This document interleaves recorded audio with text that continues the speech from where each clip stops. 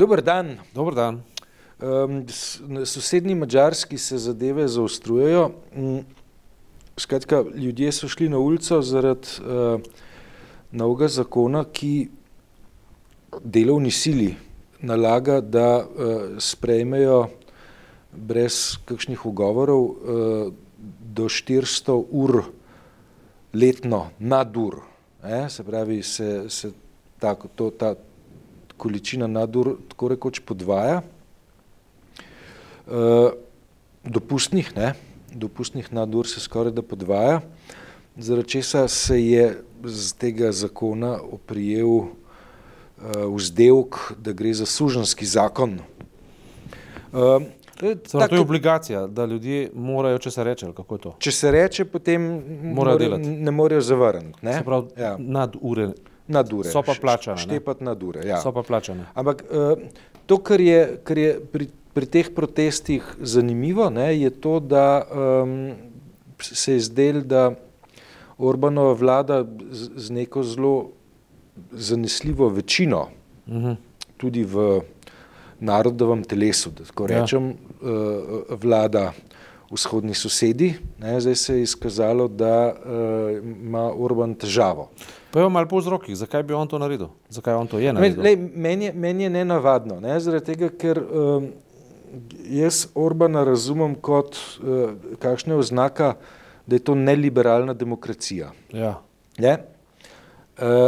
Zdaj, kar se je pa tukaj zgodilo, je pa nek ukrep, ki je pa izrazito, ne rečem, neoliberalen.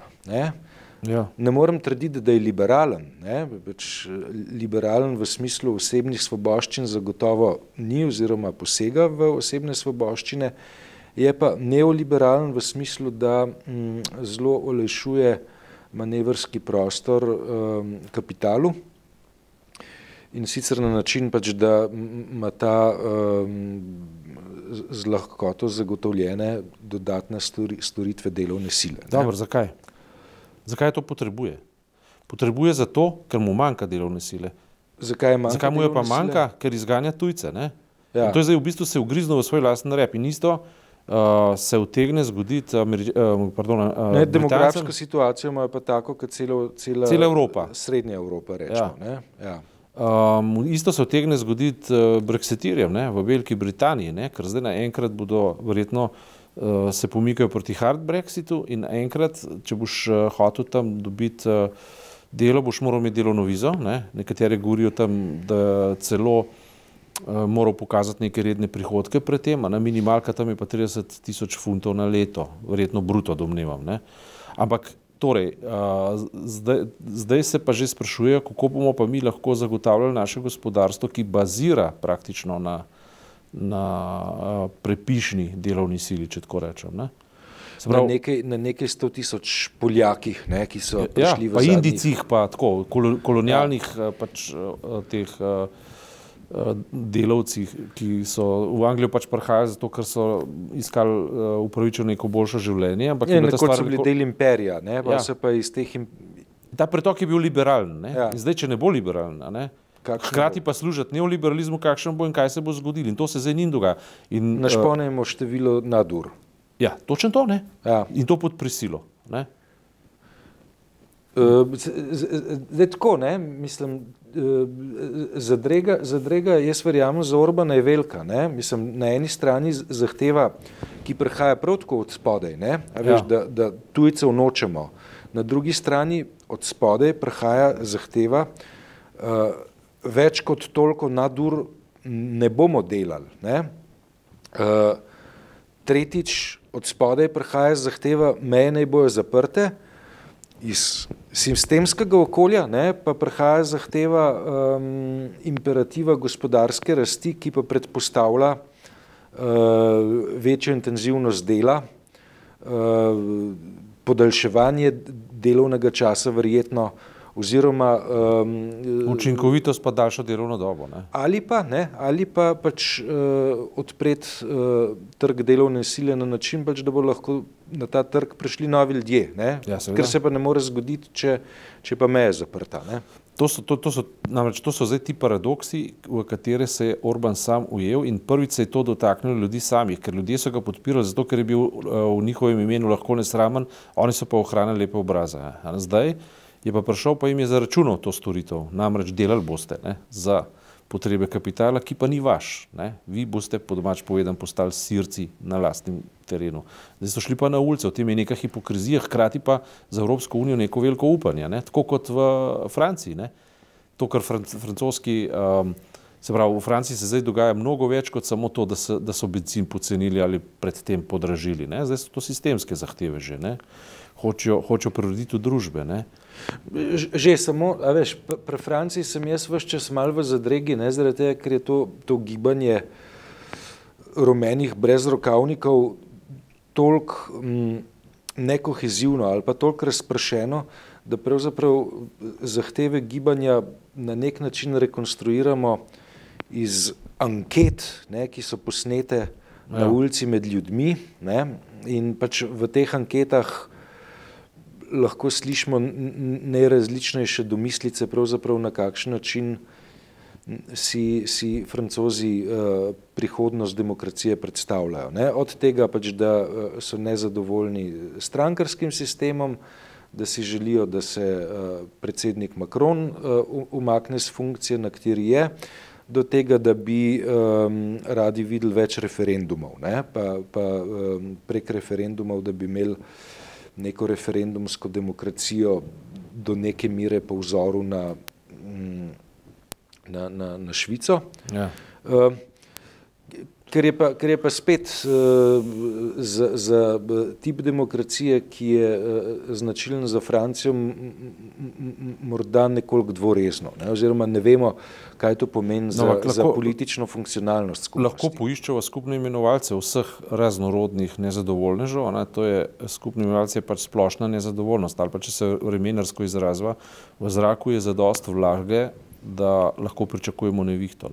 Se pravi, atmosfera je nestabilna, se reče takrat. Od kje pa je prišlo to? To je pa dobro vprašanje. Gre pa za neoliberalno ozadje družbenega pogona, v katerem se pač razslojuje srednji sloj izginja in te stvari v Franciji konkretno, oziroma v Evropi in povsod po svetu. In to isto se zdaj dogaja, in to je upanje, na Madžarskem, ker so ljudje končno ugotovili, da so ugriznili v železno palco in da to ni dobro za zobe. Namreč ideja nacionalnih demokracij ali pa nacionalnih tvorb je v tem, da mi na svojem domu živimo dobro. Ne pa, da vzpostavljamo elito, ki bo živela dobro, mi bomo pa sužnji. In to splošno nezadovoljstvo, ki se po celi Evropi poraja, je bilo rešljivo v okviru razmišljanja o Evropski uniji, ki je hkrati zamejena, vendar hkrati odprta, pa zadost velika je, da se to lahko gre. Še zmeraj so notranje migracije, se pravi sever, jug, vzhod, zahod je povezan med sabo na način, da so pretoki ljudi ne samo dovoljeni, ampak tudi zaželeni. Se pravi, lahko rešuješ s temi premiki vprašanje delovne sile, ne rabiš takih zakonov. Po drugi strani je pa sistem še zmeraj zadosti zaprt, da se ljudje ne počutijo ogrožene.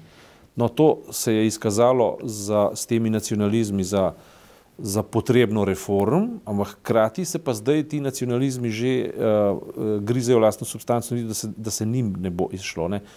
To je dobra novica in hkrati je na nek način, kako ne rečem, upanje za Evropo, ki pa seveda ne more biti taka, kot je bila do zdaj. Se mora na nek način preorganizirati. Ja, mislim, da zdaj ideje, ki so v zraku, kot jaz lahko sledim, je pač reinvencija demokracije, reinvencija socialne države oziroma zniževanje socialnih razlik, ker je ta razslojenost v evropskem in kontekstu zahodne civilizacije ali pa lahko dodamo tudi Kitajsko in Rusijo zraven, ta razslojenost je postala nevzdržna. No, samo je razlika med Evropo pa med Rusijo pa Kitajsko. Namreč francoska postavka je triglava, ima svoj triglav, enakost, bratstvo in svoboda. Na Kitajskem ti ne moreš govoriti zdaj o neki svobodi, pa o bratstvu, pa o enakosti. Ne? Enakosti tam že ni. No? Veš, in v Rusiji tudi ne pod vplivom teh hegemonij. Te demokracije so sestavljene na nekih vrednotah, ki so postale mehke, so se postale neuporabne in svoboda zdaj ni več svoboda človeka, ampak svoboda kapitala. Ne? V tem je problem. Ne? Vprašanje svobode, ne? Ja. Mislim, da ga je še treba razčistiti. Ne? Pač, ja, zadrega, ki jaz vidim, ne, je, da se svobodo meri skozi perspektivo trga. Ne? Čakaj, pa jaz eno vprašanje za tebe. Jaz sem zdaj zasledil, da je Slovenija, ne vem, za 3 mesta zdrsana po indeksu svobode, ne? In sem tisto stvar gledal, nisem prav dobro razumel. Ne? Jaz mislim, da nam pri sami svobodi, ne vem, a nam gre tako dobro, a nam gre tako slabo, ampak sem jaz tisto stran, pa ti poznaš to zdaj, kar se zdaj govoril, da je ta stvar zdrsana. Ti govoriš o indeksu osebne svobode, ne? Ja. Gre za projekt nekega ameriškega think tanka, ki se imenuje Cato Institute. Ja. Ima v Sloveniji partnersko organizacijo, ki se imenuje Vizijo. Gre pa za merjenje po eni strani podatkovja, ki v resnici kaže na osebno svobodo. Ne? Kaj se ima, veš, kakšna vloga žensk v družbi, ne? Pa kakšne so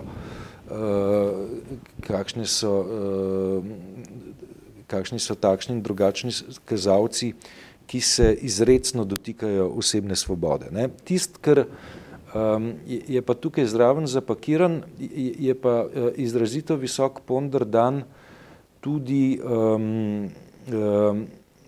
nečemu, čemer v tem think tanku pravijo ekonomska svoboda. Ja. Ekonomska svoboda je pa, to je moja interpretacija, razumljena predvsem kot odsotnost regulacije. Ne? Pri tem, ne, ali je ekonomska svoboda v resnici odsotnost regulacije, se pa lahko sporečemo. Ne? Namreč, če gledamo tipizacije kapitalizmov, tudi tipizacije liberalnih kapitalizmov, ne, lahko pridemo do dveh izvedb. Ne. Ena je precej laissez-faire, značilna za anglosaksonski svet, in druga je koordinirana, ki je značilna za germansko kapitalistično okolje. Ne. Nemčija nima kapitalizma, ki bi bil nekoordiniran, pač pa je izrazito reguliran. Ne. Za ZDA lahko rečemo, da je manj reguliran, ne, vendar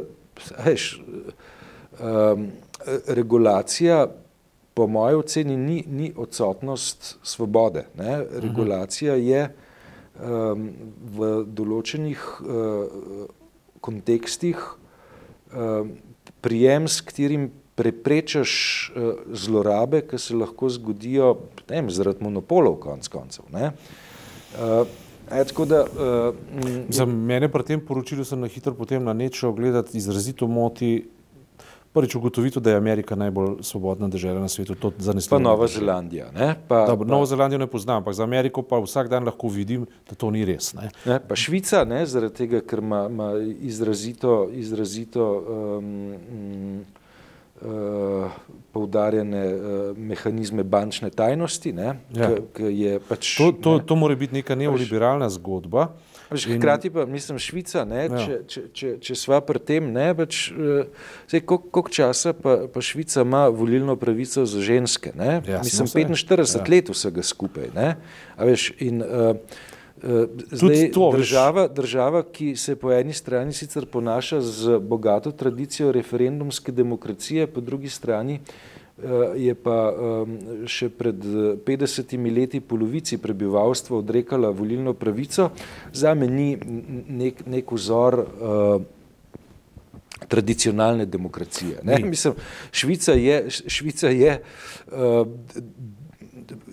demokracija, ki je bila še zelo pred časom, zelo pred kratkim, ne, v teh zgodovinskih merilih, polovična demokracija. Definitivno, ne, in tudi recimo nek inštitut, ki meri svobodo, za cel svet bi računal vsaj, da geografijo obvlada. Ne. Zdaj, jaz se ne spomnim, da bi Slovenija uvrščala v vzhodno Evropo. Ne. Tukaj pa je uvrščena vzhodna Evropa in to leta 2018. Slovenija, mislim, kvečemu srednja, ja. Ampak tudi ne vem, zakaj Evropo deliti, ker Evropska unija je enoten pojem, ne. Zakaj Evropo deliti na zahodno pa vzhodno. Se pravi, to je tipično interesni pogled. Ne? Mislim, to je perspektiva Washingtona. Ne? Ja, pa sploh ne mogoče sploh ne uradnega. Ja, hkrati pa tako, no? Veš, mislim, če gledamo,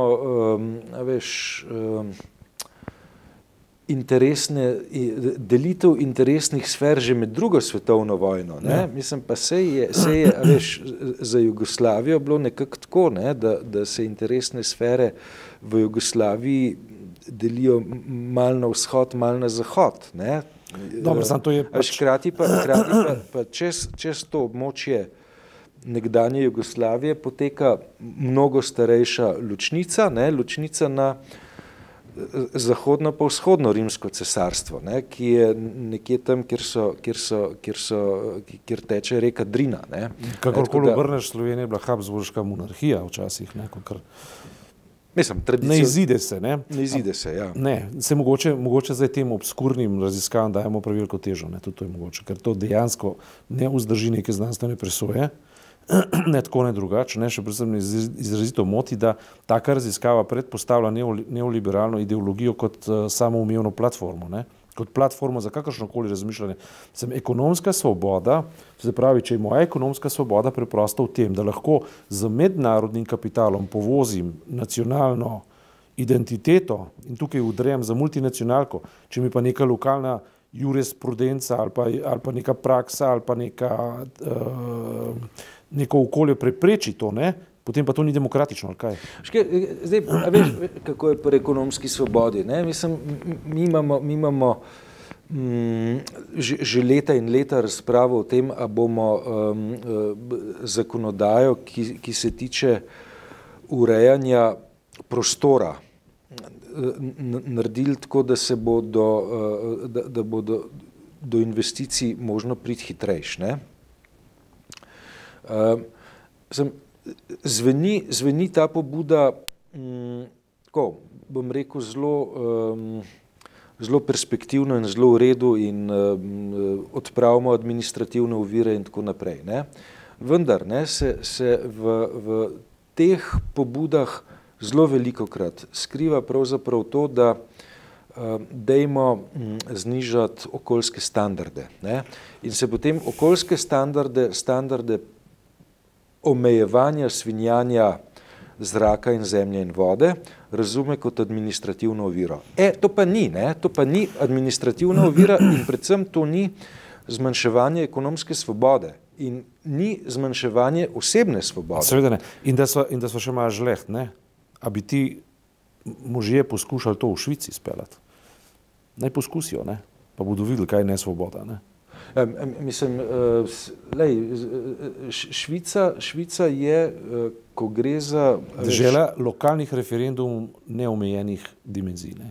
Za vsako stvar je referendum in to lokalne skupnosti odločajo o velikih stvarih. Mislim, hkrati pa gre za državo, ki je pri okoljskih standardih neprizanesljiva. To ti govorim, ne? Ali je zaradi tega osebna svoboda kaj manjša, ker pač določene ideje ne grejo skup. Je pa res, ne? Pač, če delaš ure, pa če se greš bankirstvo, ne? Potem ne trčeš na to, a boš imel težavo s pridobivanjem okoljskega dovoljenja za lakirnico. Ne? To pa ne, na določene težave niti ne trčeš zaradi strukture nacionalne ekonomije. Ne? Ja. Zdaj, če jaz prav vem, a so mi do Božiča mava še, niso več do srede. Ja, boš pa ti zaželel poslušalkam in poslušalcem, kar pritiče ob takem slovesu. Jaz bom zaželel gledalkam in gledalcem. in poslušalkam in poslušalcem, ni problema. Ne. Vse blagoslovljene božične praznike, srečno novo leto in veliko branja dela in nam pa veliko kvalitetnih člankov. In vidimo se na začetku leta 2019. Hvala lepa.